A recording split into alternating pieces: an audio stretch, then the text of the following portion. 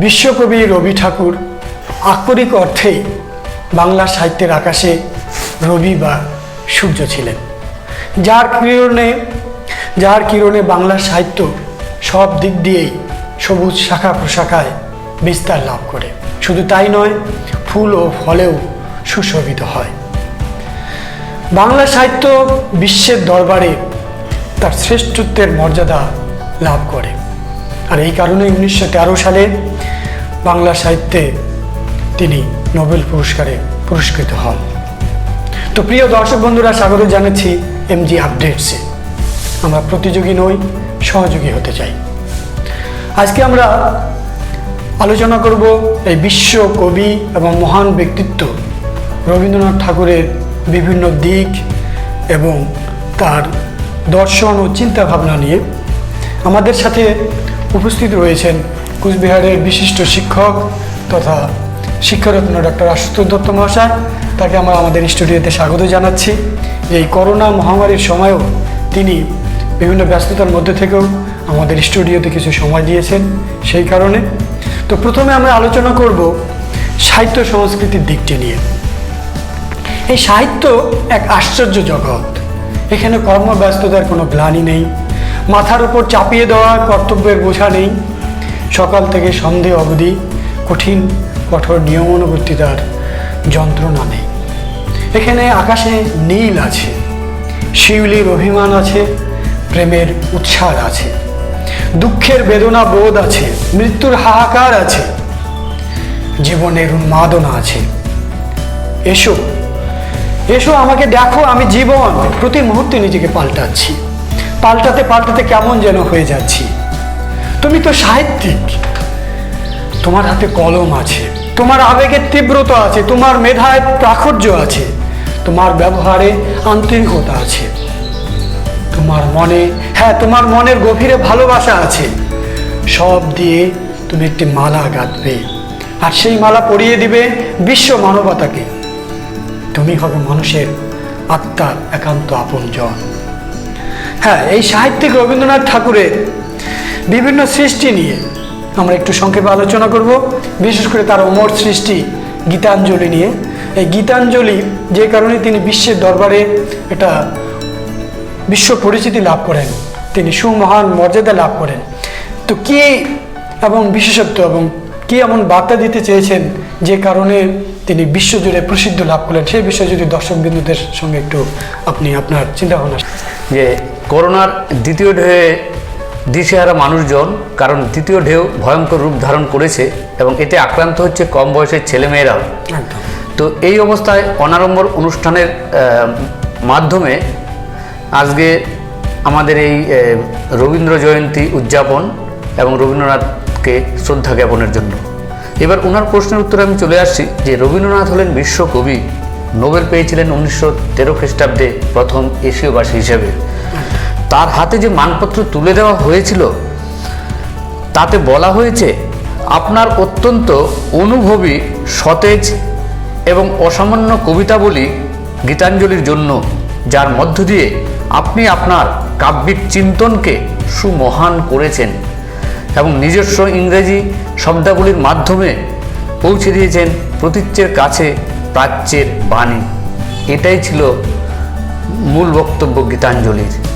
গীতাঞ্জলিতে আমরা যেমন মনে করুন মন্দিরে মসজিদে স্রষ্টাকে বিশ্বকে খুঁজে বেড়াই, কিন্তু গীতাঞ্জলির মধ্যে দিয়ে তিনি অন্য একটা বার্তা দিতে চেয়েছেন। বিশ্ব মানবতাকে তার এক বিশেষ মর্যাদায় তুলে ধরেছেন। যখন এই বিশ্ব মানবতা পরাধীনতার শৃঙ্খলে আবদ্ধ ছিল, তো তার কি এমন ভাবধারা ছিল সেটা যদি একটু বলেন। হ্যাঁ, রবীন্দ্রনাথ ছিলেন মানবিক কবি। উনি বিশ্ব মানবিকতার ভাবধারায় উদ্বুদ্ধ করার জন্য বা বিশ্ব মানবিকতাকে জাগ্রত করার জন্য উনি লেখনীর মাধ্যমে বিভিন্ন লেখা লিখেছেন এবং গীতাঞ্জলির মধ্যেও তুলে ধরেছেন যে মন্দির মসজিদ যাই থাকুক না কেন, ভগবান রয়েছে, মানে গড রয়েছে, মানে সেই সুপ্রিম ব্যক্তিটি রয়েছে প্রত্যেকটা মানুষের মধ্যে বিদ্যমান।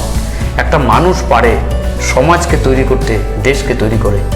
তাই প্রত্যেকে গীতাঞ্জলি বা তার লেখনীর যে বিভিন্ন লেখা সেগুলো পড়ে উদ্বুদ্ধ হয়ে সবচেয়ে আগে যেটা হতে হবে, একজন ভালো মানুষ হতে হবে, মানুষ হয়ে মানব সম্পদে পরিণত হতে হবে, তাহলে দেশ জাতি বিশ্ব উপকৃত হবে। উনি ঠিকই বলেছেন, স্রষ্টা বা ঈশ্বর তিনি বিশ্বের সর্বত্রই তার যে ক্ষমতা, তার যে প্রভাব, সেইভাবে তিনি ব্যপ্ত রয়েছেন, তার মধ্য দিয়ে, ক্ষমতা প্রভাবের মধ্য দিয়ে। তো বিশ্বকবি রবীন্দ্রনাথ ঠাকুর শুধু সাহিত্য নয়, সাহিত্যের পাশাপাশি তিনি সংস্কৃতি জগতেও অনন্য ব্যক্তিত্ব। তিনি একাধারে গান লেখেন, তিনি ছিলেন গীতিকার, গায়ক, নাট্যকার, ঔপন্যাসিক। এই বিষয়গুলি নিয়ে একটু যদি আপনি আলোকপাত করেন। হ্যাঁ, কবিগুরু রবীন্দ্রনাথ বিভিন্ন ধরনের উপন্যাস লিখেছেন। তো এবার শিক্ষাবিদ হিসাবে বিভিন্ন উপন্যাস লিখেছেন।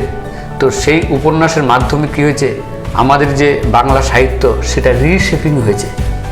হ্যাঁ, এবং ঈশ্বরচন্দ্র বিদ্যাসাগর থেকে যেটা শুরু করে হয়েছিল এবং মডার্নাইজেশন হয়েছে। তারপর সাহিত্য সম্রাট বঙ্কিমচন্দ্র, এবং বঙ্কিমচন্দ্রের পর হয়েছে আমাদের যে সাহিত্যিক শরৎচন্দ্র বন্দ্যোপাধ্যায়, কথা সাহিত্যিক। এরপরে আমাদের কাছে চলে এসছে রবীন্দ্রনাথ ঠাকুর। এবার সাহিত্যটাকে যদি আমরা এইভাবে একটা উদাহরণের মাধ্যমে দেখাই, কোনো প্রতিমা তৈরি করতে গেলে আগে একটা কী করতে, কাঠামো তৈরি করতে হয়। কাঠামোটা তৈরি করে দিয়েছিলেন বাংলা গদ্য সাহিত্যের জনক ঈশ্বরচন্দ্র বিদ্যাসাগর। তারপর কাঠামোর উপর খড় দিয়ে যে ভূতিটা বানিয়েছিলেন সেটা হচ্ছে আমরা যদি বলি সাহিত্য সম্রাট বঙ্কিমচন্দ্র।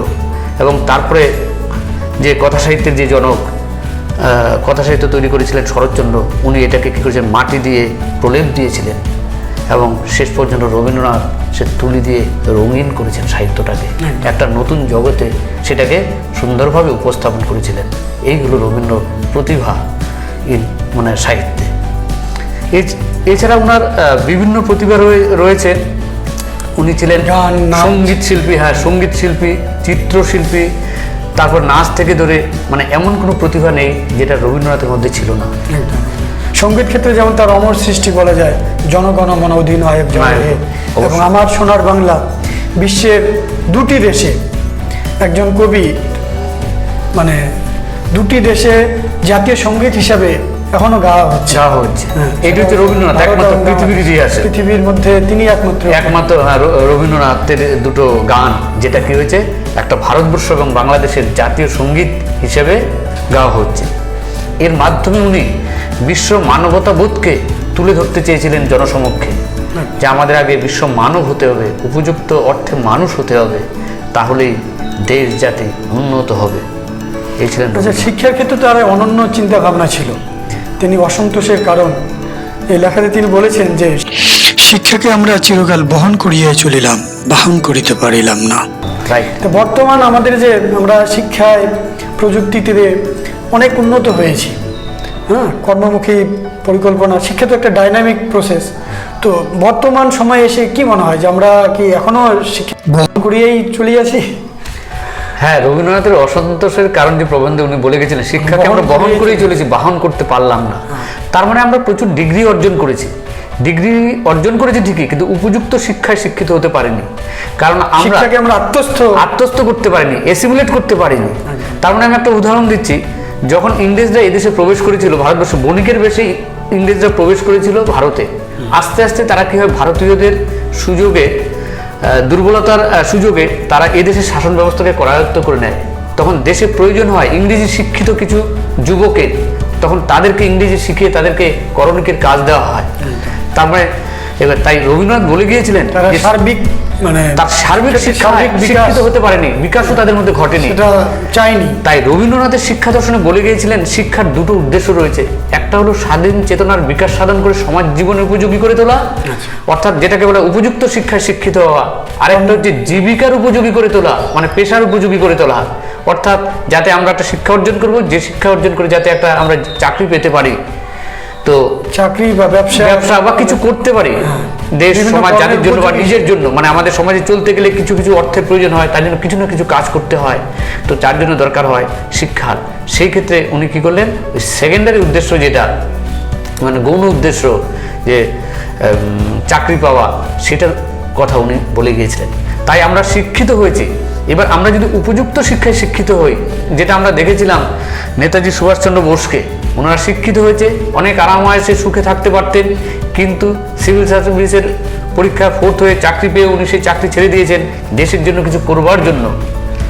তো যাই হোক, আমাদের চলতে গেলে যেহেতু আমাদের কিছু অর্থের প্রয়োজন হয়, তাই আমরা একটা জব করব বা কোনো না কোনো কাজ করব, কিন্তু পাশাপাশি আমরা উপযুক্ত শিক্ষায় শিক্ষিত হয়ে সমাজ, দেশ, জাতির জন্য, মানুষের জন্য যাতে কিছু করতে পারি, তাহলে রবীন্দ্রনাথের শিক্ষা দর্শনটা কি হবে, সেটা সার্থক হবে বলে। একটা কথা খুব মনে আসে যে পরাধীন ভারতে সেই সময় আমরা শিক্ষার দিক দিয়ে, অর্থনৈতিক দিক দিয়ে, সমস্ত দিক দিয়ে পিছিয়ে ছিলাম।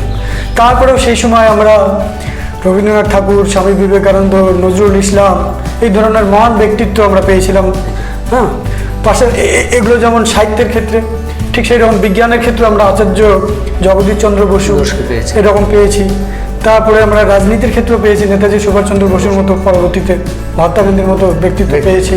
কিন্তু আমরা ভারত স্বাধীন হয়ে গেল, আজকে কতদিন হয়ে গেল?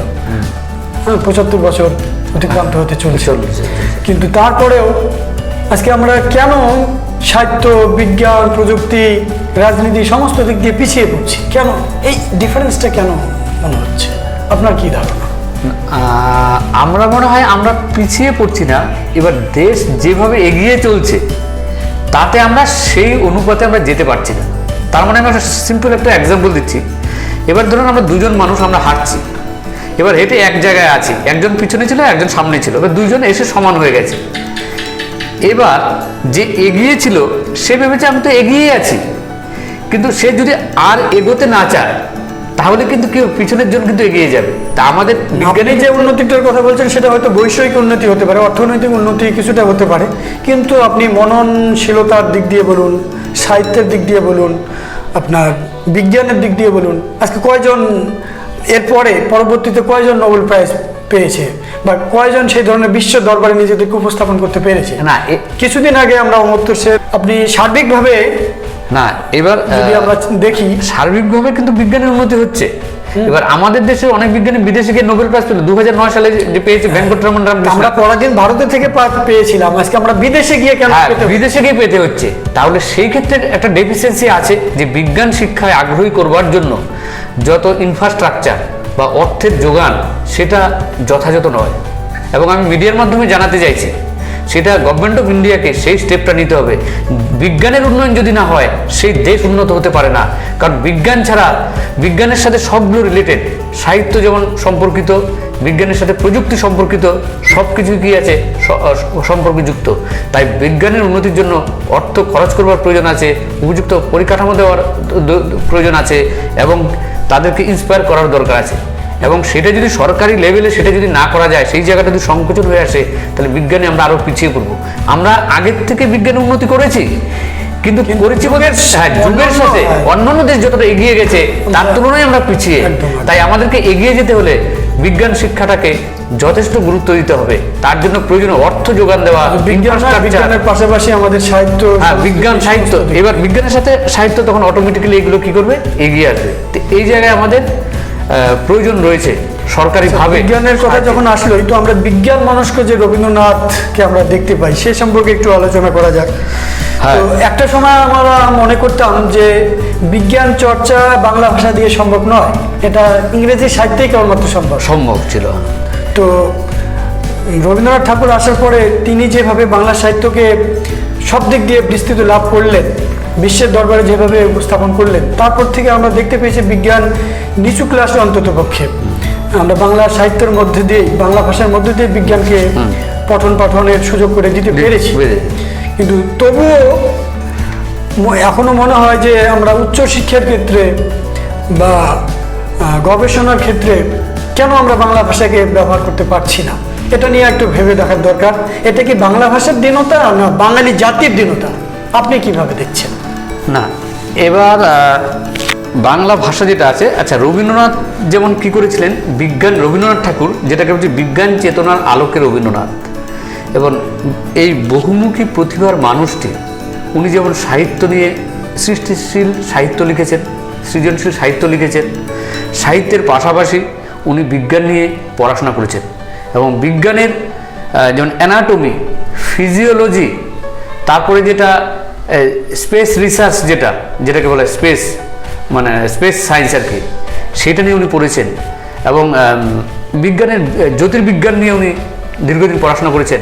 এবং তার বিজ্ঞানের যে উৎসাহ প্রথম শুরু হয়েছিল বাড়ির পরিবেশ এবং বাড়ির সংলগ্ন যে প্রাকৃতিক পরিবেশ তাকে ইন্সপায়ার করেছিল। কারণ উনি তখনই রিয়েলাইজ করেছিলেন যখন কি হয়, পৃথিবীর পরিবেশ যদি ধ্বংস হয়ে যায়, পরিবেশ যখন বিপন্ন হয়, তখন কিন্তু কি হয়, দেশ জাতীয় বিপন্ন। তার জন্য পরিবেশকে অক্ষুণ্ণ রাখার জন্য উনি বিজ্ঞান সচেতন হয়েছিলেন, বিজ্ঞান মনস্ক হয়েছিলেন, নিজে বিজ্ঞান নিয়ে পড়াশোনা করেছেন বিভিন্ন ব্রাঞ্চে। এবং ওনাকে ফিজিক্যাল সায়েন্স পড়ানোর জন্য এবং মেডিকেল সায়েন্স পড়ানোর মতো শিক্ষকও বাড়িতে ছিল। ছোটোবেলায় এক মেডিকেল কলেজের এক ছাত্র ওনাকে পড়াতেন। এবং রবীন্দ্রনাথ ঠাকুর উনি সব দেহ, মানে মৃতদেহ কীভাবে, হ্যাঁ, অ্যানাটমির ব্যাপারটা কীভাবে প্র্যাকটিক্যাল পরীক্ষা করা হয়, এটা উনি দেখেছিলেন। এবং ওনার ঘরের মধ্যে কঙ্কাল রাখা হতো। সেই সমস্ত কারণেই হয়তো রবীন্দ্রনাথ ঠাকুরের মধ্যে আমরা বিজ্ঞান মনস্কতা দেখতে পেয়েছি পরবর্তীকালেও। পদার্থবিজ্ঞানের বিভিন্ন জিনিস নিয়ে উনি কি করেছেন, পড়াশোনা করেছেন। তার জন্য বিজ্ঞানী আইনস্টাইন পর্যন্ত ওনার বিজ্ঞান মনস্ক মানসিকতায় এবং বিজ্ঞান নিয়ে যে আলোচনা, তাতে আলোচনায় উনি অভিভূত হয়েছিলেন যে what is Rabindranath, Rabindranath can do everything. তারপর আমাদের যে বিজ্ঞান আচার্য জগদীশচন্দ্র বসু, সত্যেন্দ্রনাথ বোস, ভারতীয় যে বিজ্ঞানীরা রয়েছে, তাদের বিজ্ঞানীদের সাথে রবীন্দ্রনাথের খুব একটা ভালো সম্পর্ক ছিল। এবং রবীন্দ্রনাথ, আমরা ভারতীয় বিজ্ঞানী যারা ছিল তাদেরকে ছাড়া রবীন্দ্রনাথকে ভাবা যেত না, রবীন্দ্রনাথকে ছাড়া বিজ্ঞানীদেরকে ভাবা যেত না। দেশীয় এবং ইন্টারন্যাশনাল বিজ্ঞানীদের সাথে ওনার সম্পর্ক ছিল। ৭৬ বছর বয়সে কবিগুরু রবীন্দ্রনাথ রচনা করলেন বিজ্ঞান বিষয়ক অনবদ্য গ্রন্থ বিশ্ব পরিচয়, যা আজও বিজ্ঞান আশ্রিত সাহিত্যের অমূল্য দলিল হিসাবে বিবেচিত হয়। বইটি পরমাণুলোক, নক্ষত্রলোক, সৌরজগৎ, গ্রহলোক, ভূলোকের মতো বিজ্ঞানের বিস্তীর্ণ পরিসরে আবর্তিত হয়েছে। যেটি তিনি সমাদৃত বিজ্ঞানী সত্যেন্দ্রনাথ বসু মহাশয়কে উৎসর্গ করেন। এবং সেটা তিনি কি করেছিলেন, সত্যেন্দ্রনাথ বসু মহাশয়কে উৎসর্গ করেছিলেন সেই বইটি। তাহলে কতটা বিজ্ঞান মনস্ক হলে সম্ভব। উনি শৈশবের পরে গিয়েও বার্ধক্যেও উনি বিজ্ঞান, মানে শৈশব থেকে উনি শুরু করেছিলেন প্রতি একটা আকর্ষণ ছোটবেলা থেকেই ছিল। উনি বেসিক্যালি ছিলেন সাহিত্যিক, উনি বিজ্ঞান মনস্ক প্রথমে ছিলেন না, কিন্তু বাড়ির পরিবেশ এবং প্রাকৃতিক পরিবেশ ওনাকে বিজ্ঞান মনস্ক গড়ে তুলেছে, ওনাকে গড়ে তুলতে অনুপ্রাণিত করেছে। তাই ৭৬ বছর বয়সেও ওনার যে অনবদ্য গ্রন্থ, সেটা হচ্ছে বিশ্ব পরিচয়, যা এখনো বিখ্যাত হয়ে আছে বিজ্ঞানের দলিল হিসাবে। তো যাই হোক, যেটা আমরা বলছিলাম যে আমরা বাংলা ভাষার মাধ্যমেও কেন বিজ্ঞান চর্চা করতে পারছি না। হ্যাঁ, এটা আপনার প্রশ্ন ছিল, রাইট। এবার দেখুন, আমরা দেশীয় স্তরে তো বাংলা ভাষার মাধ্যমে বিজ্ঞান চর্চা এখন চলছে, দিন দিন অনেকটা বেড়েছে। আগে যেমন আমরা দেখতাম ছোটবেলার থেকে বইগুলো সব ইংরেজিতে ছিল, এখন ইংরেজি বাংলা দুটোতেই আছে। তো যারা বাঙালি সায়েন্টিস্ট, তারা অবশ্যই বাংলাটাও ভালো জানেন। এবং যেহেতু আমরা ভারতীয়, বা আমরা যারা ভারতের মধ্যে বাঙালি আছি, বা পৃথিবীর অনেক দেশে বাঙালি আছে, কিন্তু আলটিমেটলি কি হয়, বিজ্ঞান জগৎ, সায়েন্টিফিক ওয়ার্ল্ড এখনও ওখানে ডোমিনেট করছে ইংরেজি ল্যাঙ্গুয়েজ। কারণ বিজ্ঞানের ভাষাগুলোকে ইংরেজিতে লেখা যায়, কিন্তু বাংলাতেও লেখা যায়। তাই বাংলায় লিখে প্রচুর বই বের হচ্ছে, এখন গবেষণাপত্র বাংলায় বের করা হচ্ছে। এবং ভবিষ্যতে মনে হয় দেশীয় স্তরে আরও অনেক বেশি করে, এবং দেশীয় স্তরে বাঙালিদের মধ্যে সেটা আরও বের হবে। একদম। তো বাঙালি জাতির এই দীনতাকে ঘোষানোর জন্য আমরা আশা করব যারা বাঙালি বিজ্ঞানী, তারা নিজেদের বিজ্ঞান গবেষণাপত্রগুলি তাদের এই নিজ ভাষা বাংলায় প্রকাশ করবেন, ইংরাজির পাশাপাশি অন্ততপক্ষে। তাহলে আমরা এই বাংলা ভাষাটা আরও বিজ্ঞানের দিক দিয়ে, বিজ্ঞানের যে শব্দগুলো, সেগুলোর দিক দিয়ে অনেক পূর্ণতা করবে। তাহলে বিজ্ঞানের উন্নতির ক্ষেত্রে যদি বাংলা সফটওয়্যারগুলো ডেভেলপড হয়, যত বেশি ডেভেলপড হবে, তাহলে তত কী হবে, এমএসসি পর্যন্ত বইগুলোকে বাংলায় লেখা যাবে। গবেষণা স্তরেও যে পঠন সে বাংলা সম্ভব হবে। সিম্বলগুলো মনে করেন ইংরেজিই থাকলো, কিন্তু ভাষার মাধ্যমটা না, সে মাধ্যমটা করাই যেতে পারে, এবং ভবিষ্যতে সেগুলো আসবে। তার জন্য দেখা যায় বাঙালিদের মধ্যে যে সেমিনারগুলো হয়, যদি বা ইংরেজিতে প্রেজেন্টেশন দিলেও বাংলা কথাগুলো থাকে, টার্মগুলো এখানে তুলে ধরা হয়। তো ভবিষ্যতে হয়তো আরও বেশি আকর্ষণীয় করার জন্য, এবং সবচেয়ে ভালো মাতৃভাষার মাধ্যমে একটা বিষয়কে যদি তুলে ধরা যায়, তাহলে সেটা বেশি গ্রহণযোগ্য হয় এবং সেটা মানুষের বেশি উন্নতির কাজে লাগবে। সেটা হওয়া উচিত, আমিও মনে করি। এটা মনে হয় ভাষার দৈন্যতা না, তো একটা প্রচেষ্টার হয়তো বা অভাব, প্রচেষ্টাটাকে যদি বাড়িয়ে দেওয়া যায়, বা এই দিকে আমরা আমাদের হয়তো সেইভাবে আমরা চিন্তা ভাবনা করছি না, চিন্তা ভাবনা করছি না, তাহলে হয়তো কি এটার উন্নতি হবে। কিন্তু বর্তমানে যেরকম বিভিন্ন উপজাতির ভাষাগুলো যেভাবে স্বীকৃতি দেওয়া হচ্ছে যে তারা নিজের মাতৃভাষায় পড়াশোনা করুক, সরকারিভাবেই সেগুলোকে স্বীকৃতি দেওয়া হচ্ছে, উদ্বুদ্ধ করা হচ্ছে। সেই দিকে যদি আমরা তাকাই তাহলে বাংলা ভাষাতেও যাতে গবেষণা হয়, হ্যাঁ, না হলে বাংলা ভাষায় একসময় ছোট হয়ে যাবে। বাংলা ভাষা চর্চা যদি কমে যায়, আজকে ইংরেজি ভাষার প্রতি টেন্ডেন্সি বাড়ছে, আমাদের ছেলে মেয়েদেরকে যেভাবে ইংলিশ ভাষায় ইংলিশ মিডিয়ামে, এটা তো তার জন্য তো আমরাও অনেকটা রেসপন্সিবল আমি মনে করি। আমরা বাংলা মিডিয়াম স্কুলগুলোতে পড়াচ্ছি, আমাদের ফেথ নেই আমাদের ছেলে মেয়েরা বাংলা মিডিয়ামে পড়ে বড় জায়গায় যেতে পারে। আমার খুব দুঃখ লাগে। এবং পৃথিবীর ইতিহাসে যারা বিশ্ববিখ্যাত হয়েছে যেসব বাঙালি, তারা বাংলা পড়েই হয়েছে। তো আমার মনে হয় বাংলা ইংরেজি পড়বে, বাংলায় যারা আছে বেঙ্গলি মিডিয়াম পড়েও বড় জায়গায় যাওয়া যায়। এবং কি হয়, বাঙালিরা যদি ইংরেজি প্রথম থেকে শিখতে শুরু করে, আমি যেটা দেখেছি অনেকের মধ্যে সেটা অ্যারোনিয়াস টার্মটা থাকে, অনেকের মধ্যে আমি দেখেছি বলবার প্রবণতা, যে ওরা বেঙ্গলি মিডিয়াম, অনেক স্টুডেন্টের মধ্যে ওরা বেঙ্গলি মিডিয়াম পড়ে, they are not at all smart, they do not know how to speak in Bengali. তাই আমি আমার এক ছাত্রীকে বলেছিলাম, do not forget that your father has also come from Bengali medium, now he is the professor of university in a renowned subject. তারপরে সে কিন্তু একটু শান্ত হলো। তো অনেকের মধ্যে সেটা আছে, কম বয়সে ইংরেজিটা একটু বলতে গিয়ে স্টাইল করে দেখা যায় আসল যে বিজ্ঞান সেটা থেকে দূরে সরে যাচ্ছে, আসল যে বিষয়ভিত্তিক নলেজ থেকে বাইরে চলে যাচ্ছে। তো ভারতের মতো বৈচিত্র্যপূর্ণ দেশে এখানে হয়তো বা সরকারেরও একটা ভূমিকা রয়েছে। হ্যাঁ, সরকার তো রয়েছে ভূমিকা বা উদাসীনতা যেটাই বলি না কেন, যে বাংলা ভাষার মাধ্যমে যে জনগণ তাদের ছেলে মেয়েদেরকে পড়াশোনা করাবে, গবেষণা করাবে, হ্যাঁ, পঠন পাঠন হবে, এই বিষয়গুলো সরকারি যদি পৃষ্ঠপোষকতা না পায়, তো এই দিকে মনে হয় এগোনো একটু কঠিন হতে পারে। আপনি কি মনে হয়? হ্যাঁ, এবার আমি এখানে একটা কথা বলছি, আমরা দেশ বা রাজ্য যার উপরেই আমরা বলে থাকি, ওনাদের তো একটা কর্তব্য অবশ্যই আছে। কিন্তু জন কেনেডিও, আমি একটা স্পিচ শুনেছিলাম, আমেরিকান প্রেসিডেন্ট ছিলেন। তো উনি যখন আমেরিকার প্রেসিডেন্ট হওয়ার পর প্রেসিডেন্সিয়াল স্পিচ দেওয়ার জন্য উনি যখন ডায়াসে আসলেন, উনি বলেছিলেন, ask not what your country is doing, but what you are doing for your country. তা আমরা দেশের থেকে আমরা অবশ্যই আমরা আশা করব, তারপর রাজ্য থেকে আশা করব, কিন্তু পাশাপাশি আমরা যে জনগণগুলো আছি, যারা সচেতন শিক্ষিত জনগণ, তাদের উচিত এবং প্রত্যেকটা মানুষের উচিত আমাদেরও কিছু না কিছু দেশ সমাজের জন্য করে যাওয়া। সে প্রত্যেকটা স্তরে এই দুটোর মধ্যে যদি কি হয়, একটা ইন্টিগ্রেশন না হয়, বা এখানে যদি কি হয়, মানে বাইপোলার প্রসেসটা যদি কি হয়, ইফেক্টিভ না হয়, এটাকে বাইপোলার প্রসেস। তো বাইপোলার প্রসেসটা যদি তাহলে ইকুইলিব্রিয়ামে পৌঁছাবে না। ইকুইলিব্রিয়াম জনগণ এবং সরকার, তাদের মধ্যে কি হবে, একটা বাইপোলার একটা ইন্টারাকশন হবে। ইন্টারাকশনের ফলে কি হবে, জনগণ আর সরকারের মধ্যে একটা সাম্যাবস্থা আসবে, ইকুইলিব্রিয়ামের কোথাও মনে হয় ঘাটতি, এইখানে কোথাও একটা ঘাটতি আছে। তো এই ঘাটতিটার জন্য কি হয়, আজকে এই অবস্থা হচ্ছে।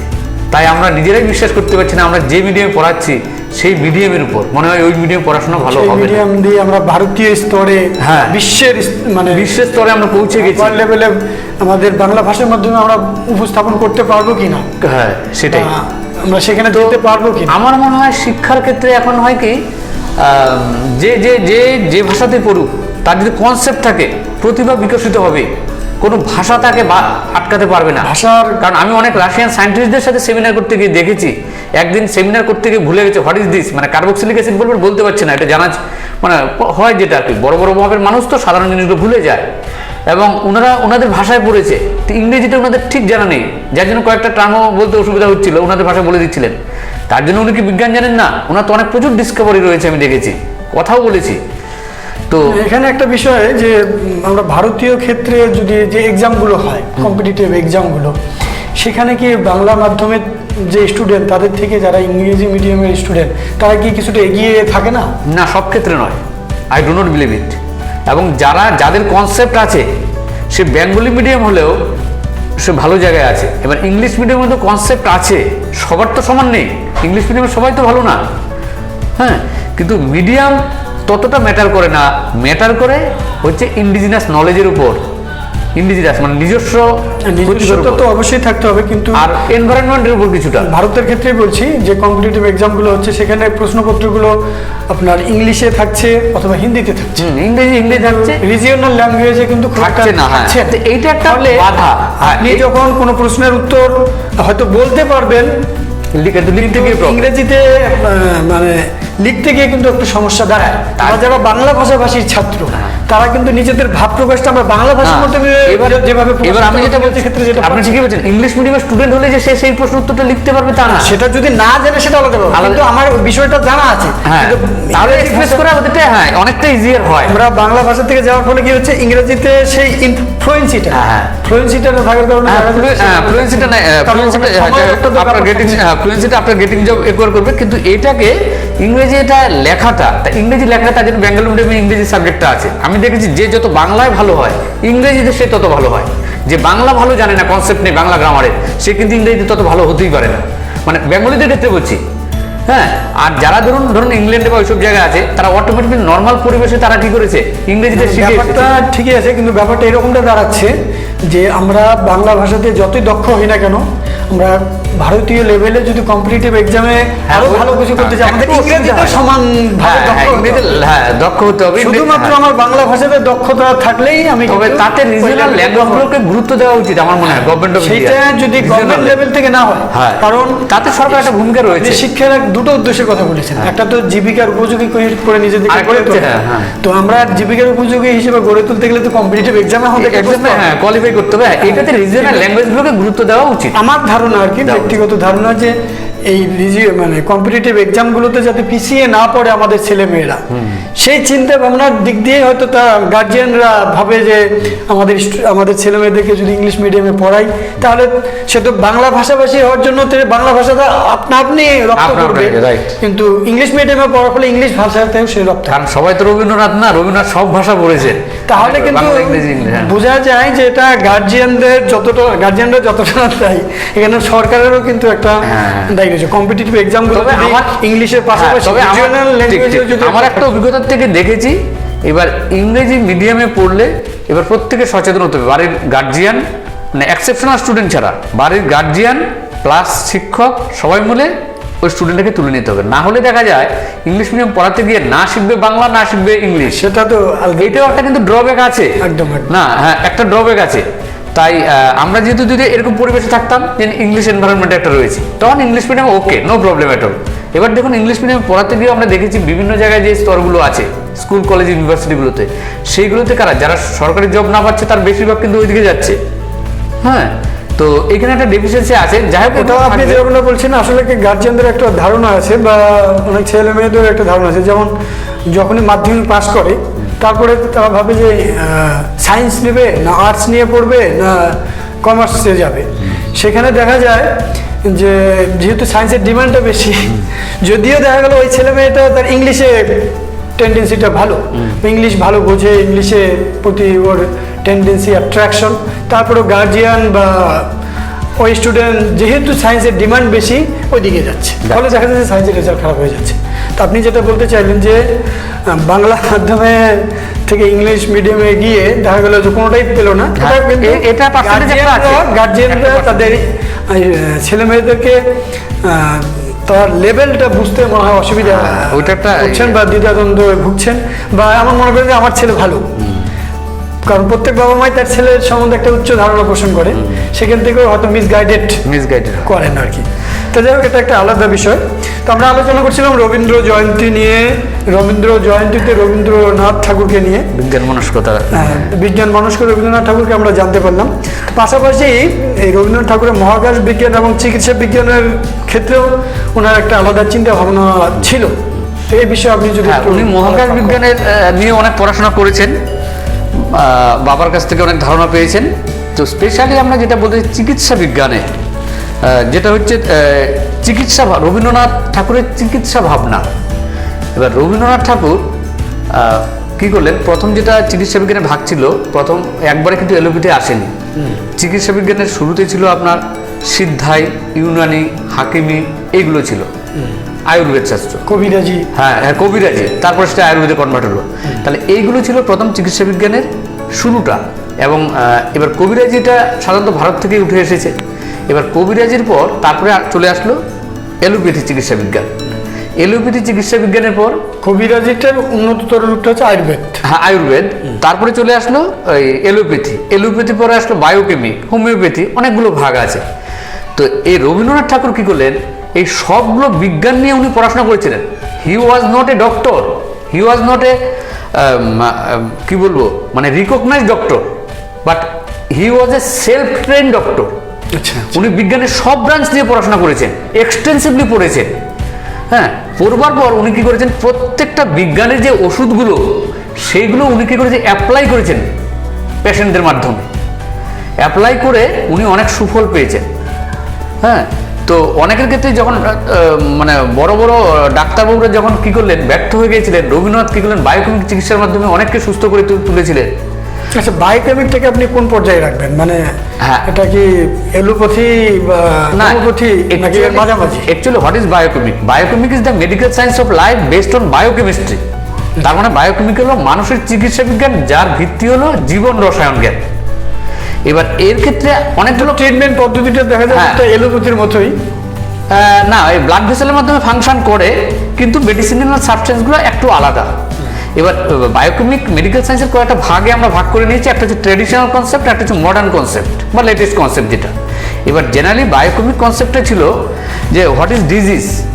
Disease is the deficiency of the cell salt. মানে একটা মানে কোষ যে আছে, মানবদেহের যে কোষ, মানবদেহকে বিশ্লেষণ করলে আমরা আলটিমেটলি কোষ পাচ্ছি, পরে প্রোটোপ্লাজম পাচ্ছি। প্রোটোপ্লাজমকে বলা হয় ফিজিক্যাল বেসিস অফ লাইফ।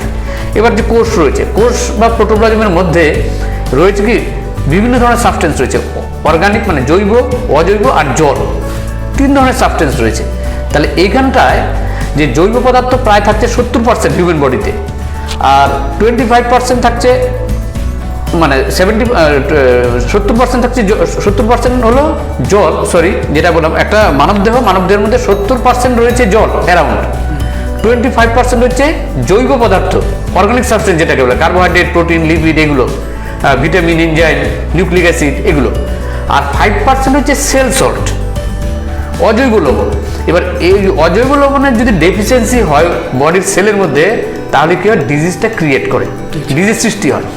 এবার এই যে due to insufficiency of salt যেটা ডিজিজটা হচ্ছে, এর মধ্যে যদি সুইটেবল ফর্মে একটা সল্টকে যদি খাইয়ে দেওয়া যায়, তাহলে ডেফিসিয়েন্সিটা দূর হয়ে যায়, ডিজিজটা কমে যায়। এবং এই পদ্ধতিটা হচ্ছে একটা সহজ এবং সরল পদ্ধতি, এর সাইড ইফেক্ট অনেক কম।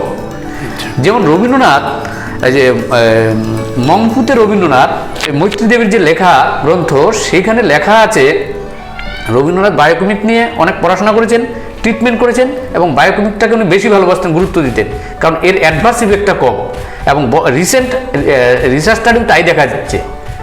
তো এবার উনি কি করলেন, বলছেন ক্যালসিয়াম, যে এলোপ্যাথিতে যখন ক্যালসিয়ামের ওষুধ দেওয়া হয়, গাদা গাদা ওষুধ দেওয়া হয়, একটা বড় বড় ট্যাবলেট, এবং আমাদের সূক্ষ্ম সূক্ষ্ম সেল ওই পরিমাণ কিন্তু অ্যাবজর্ব করতে পারে না, তার জন্য কিন্তু কাজ করতে একটু সময় লাগে, বা বডির থেকে এক্সিকিউটিভ সিস্টেমের মধ্যে বেরোতে হয়। কিন্তু বায়োকেমিকে যে ক্যালসিয়াম ইউজ করা হয়, ক্যালসিয়াম ফসফেট, সেটা এতটাই কম ফর্মে থাকে যেটা সেলের সাথে অলমোস্ট মিল আছে, সেলের কনসেন্ট্রেশনের সাথে। তাহলে ডেফিসিয়েন্সি হলে সেলের মধ্যে তাড়াতাড়ি যাবে, ডেফিসিয়েন্সিটা ফিল করবে, মানে ঘাটতিটা পূরণ করবে, তাতে ডিজিজটা কমে যাবে। তাই বলা হচ্ছে বায়োকেমিকে যে what is the basic cause of disease? Basic cause of disease is the deficiency of the salt. আচ্ছা, আপনি যেটা বললেন যে ট্যাবলেটের ব্যাপারটা, তো ট্যাবলেট ফর্মে না দিয়ে আমরা যদি ইনজেকশন ফর্মে দিই একই মেডিসিন, তো সেখানে তো আপনার ওই ইয়েটা থাকছে, ওখানে তো ডিরেক্টলি ব্লাডের সাথে কানেক্ট হয়ে যায়। না, ব্লাডের সাথে কানেক্ট হলেও তো ব্লাডে যাচ্ছে, এবার ব্লাডের মধ্যে তো সেলগুলো আছে, সেলগুলো তো এগুলো অ্যাবজর্ব করবে, তাই না? হ্যাঁ, ক্যালসিয়াম যেটা যায়, কনসেন্ট্রেশনের কি কোনো? হ্যাঁ, কনসেন্ট্রেশন তো হেল্প আছে, মানে আমাদের সূক্ষ্ম সূক্ষ্ম যে সেল, সূক্ষ্ম সেল কি করে বেশি জিনিসকে গ্রহণ করতে পারে না। তাই মেডিসিনটা যদি আমরা সেলুলার কনসেন্ট্রেশনের সাথে মিল রেখে সেলের মধ্যে যে সাইজে আছে যতক্ষণ প্রয়োজন এইভাবে দেওয়া যায়, এবং তার বায়োকেমিক মেডিসিনটা যেটা ডেসিমেল স্কেলে তৈরি করেছিলেন, হ্যাঁ, মানে ডক্টর কনস্ট্যান্টাইন হেরিং, একমাত্র এটাই দেখা গেছে বেশি ইফেক্টিভ হয়। হ্যাঁ, এটা হচ্ছে কি, মানে এই যে মেডিসিনটা, এই মেডিসিনটা নিয়ে তেমন কিছু গবেষণা এখনো ওয়ার্ল্ডে হয়নি, এবং আমরাই ভারতবর্ষের মধ্যে কাজটা শুরু করেছি, এবং বইয়ের আকারে আমরা বের করবো। অনেক বই আছে যদিও বা, কিন্তু লেটেস্ট কনসেপ্ট অনুসারে বইগুলো নেই। এবার বেসিক কজ অফ ডিজিজ যদি ডেফিসিয়েন্সি অফ সেল সল্ট হয়, মানে লবণের ঘাটতি হয়, তার মানে এইটাই ডিজিজ রিমুভ করার একমাত্র কারণ না, এখন যেটা বলা হয়েছে ডিজিজের ক্ষেত্রে যে আপনার হচ্ছে কত বডিতে যে কেমিক্যালসগুলো থাকে এদেরকে বলে বায়োকেমিক্যালস। এবার বায়োকেমিক্যালসের পরিমাণটা যদি একটা স্ট্যান্ডার্ড লেভেলে থাকে তাহলে একটা নর্মাল হেলদি বডি পাওয়া যায়। এবার এই কনসেন্ট্রেশন যদি বেড়ে যায় তখন ডিজিজটা হাইপার হয়ে যায়, কমে গেলে হাইপো হয়ে যায়। যাই হোক, এটা একটা আলাদা। হ্যাঁ, এইটা রবীন্দ্রনাথ এর দূরদর্শিতা এতটাই ছিল যে বায়োকেমিক চিকিৎসা বিজ্ঞান, হ্যাঁ সেই সময় যেটা ইট ইজ রিকগনাইজড বাই হু but neglected throughout the world. কিন্তু এই যে সায়েন্সটা, এই সায়েন্সটা নিয়ে উনি তখন পড়াশোনা করেছিলেন এবং ট্রিটমেন্ট করেছিলেন, অনেক মানুষকে সুস্থও করেছেন। নিজে ব্যক্তিগতভাবে কি ওই চিকিৎসাই করতেন? হ্যাঁ, ওই চিকিৎসা ব্যক্তিগতভাবে করতেন না, উনি সার্জারির ক্ষেত্রে অ্যালোপ্যাথিটাকে অ্যাকসেপ্ট করতেন, কারণ প্রত্যেকটা সিস্টেমের একটা ড্রব্যাক থাকে। অ্যালোপ্যাথিটাকে উনি নেগলেক্ট করতেন না, উনি অ্যাকসেপ্ট করতেন, করেও এগুলোর অনেক প্রশংসা করেছেন। কারণ দেখা যাচ্ছে অ্যালোপ্যাথির পাশাপাশি এটা যদি করা যায় এটা অনেকটা ফ্রুটফুল এবং এটা হচ্ছে পার্শ্ব প্রতিক্রিয়া অ্যাডভার্স ইফেক্টহীন, এবং আমাদের গবেষণাতেও সেটা উঠে আসছে। তাই আমার অবাক লাগে সত্যি বিশ্বকবি রবীন্দ্রনাথ যে রবীন্দ্রনাথই, এটা বোঝা যায় তার যে চিকিৎসা বিজ্ঞানের ভাবনা নিয়ে। একদম একদম। তো রবীন্দ্রনাথ একজন বহুমুখী প্রতিভা, তিনি একজন দিগ্গজ ব্যক্তিত্ব। তার যে বিভিন্ন দিকে অবাধ পদচারণা, সমস্ত দিক দিয়ে আমাদের স্বল্প পরিসরে এবং আমাদের সীমিত জ্ঞানের মধ্যে দিয়ে আলোচনা করা আমাদের পক্ষে দুরূহ। তো যাই হোক, আলোচনা আমরা আর বেশি বাড়াচ্ছি না। বাংলা সাহিত্য শুধু নয়, বাংলা জাতির চিন্তা, দর্শন ও মনস্কতায় রবি ঠাকুর এখন পর্যন্ত অনন্য নাম। তার সৃষ্টি আমাদেরকে চিরকালই অনুপ্রাণিত করবে। আমরা তার চিন্তা ভাবনা ও আদর্শকে আত্মস্থ করে যদি আমরা এগোতে পারি, সেটা আমাদের জন্য, বাঙালি জাতির জন্য কল্যাণী বয়ে নিয়ে আসবে, এটা আমরা বিশ্বাস করি। তো আমাদের আজকের আলোচনা আমরা এখানেই শেষ করছি। ধন্যবাদ সবাইকে। আপনারা সুস্থ থাকুন, সুন্দর থাকুন এবং এমজি আপডেটসে চোখ রাখুন। আর ধন্যবাদ জানাচ্ছি আপনাকেও যে করোনা এই অতিমারির মধ্যে আপনি ব্যস্ততার মধ্যে থেকেও আমাদের স্টুডিওতে অনেকক্ষণ সময় দিলেন সেই জন্য। তো আমরা আজকের আলোচনা এখানে শেষ করছি।